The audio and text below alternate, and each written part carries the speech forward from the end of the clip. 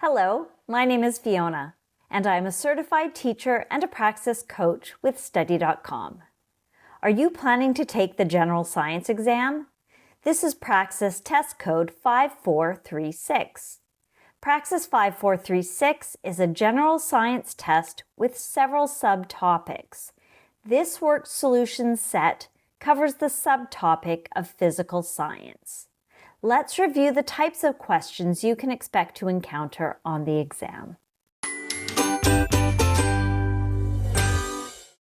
Problem number 1. A cube of ice is kept at room temperature. After a few minutes, the ice starts to melt. Which of the following processes occurs in the ice? The temperature of the ice is constant as the amount of absorbed heat stays constant. The temperature of the ice increases as the amount of absorbed heat stays constant. The temperature of the ice is constant as the amount of absorbed heat increases.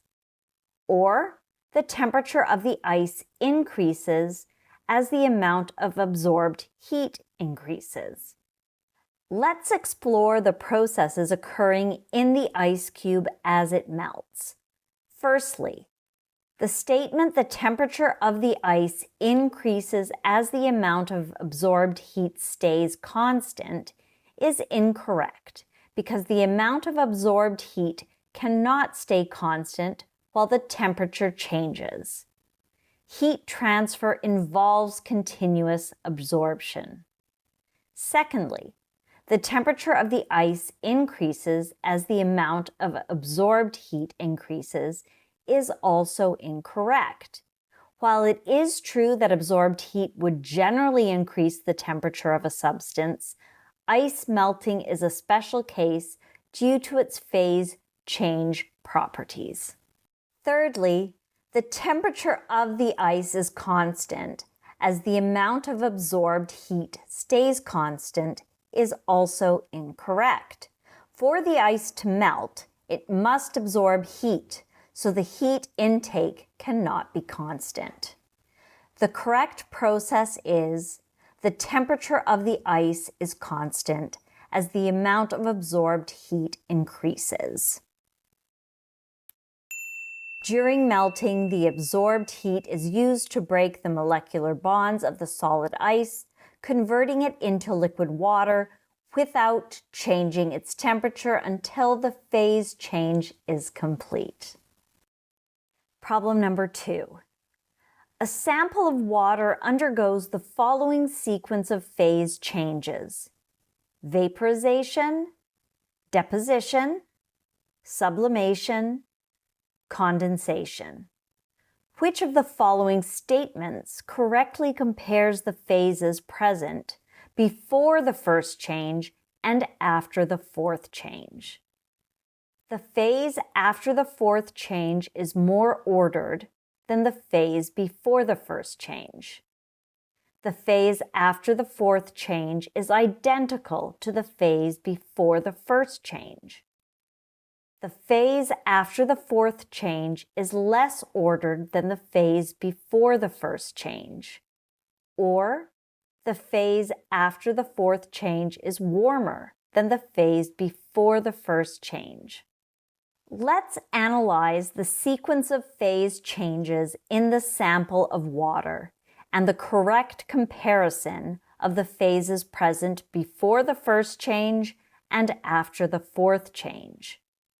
First, consider the phase after the fourth change is warmer than the phase before the first change.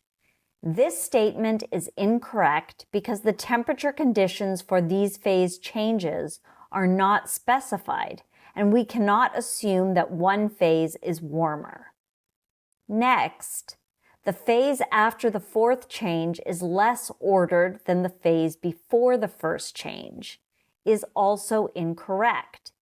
Since the sample undergoes vaporization, liquid to gas, deposition, gas to solid, sublimation, solid to gas, and condensation, gas to liquid, we can see the sample transitions back to its initial phase.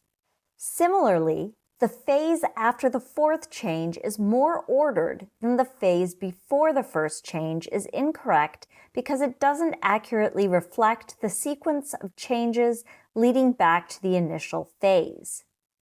The correct statement is the phase after the fourth change is identical to the phase before the first change.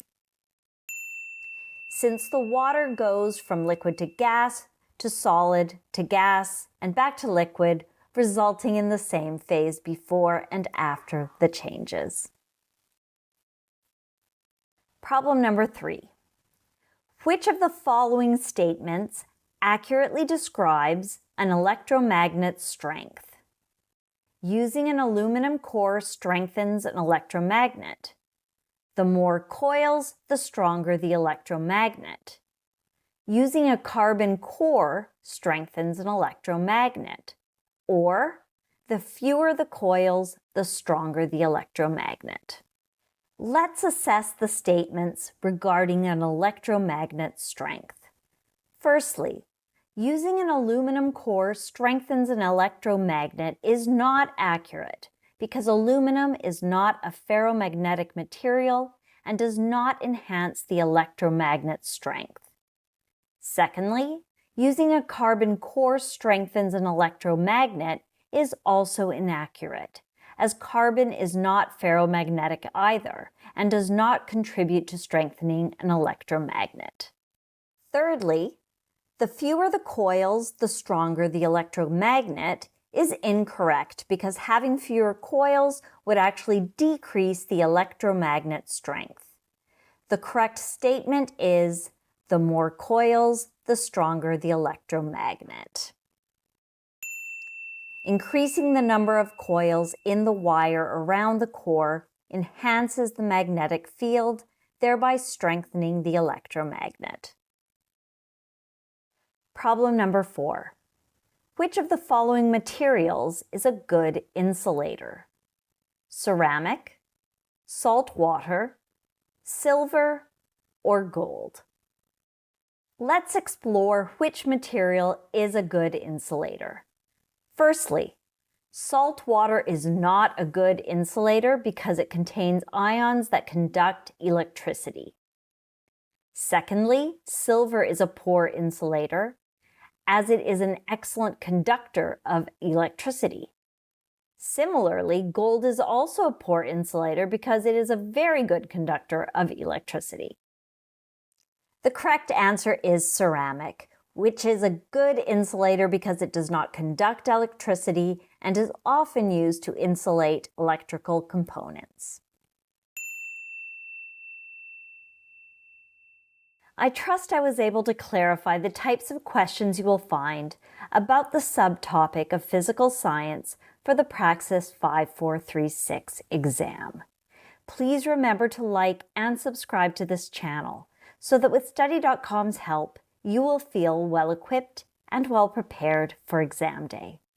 Wishing you the best of luck with your preparations and exam.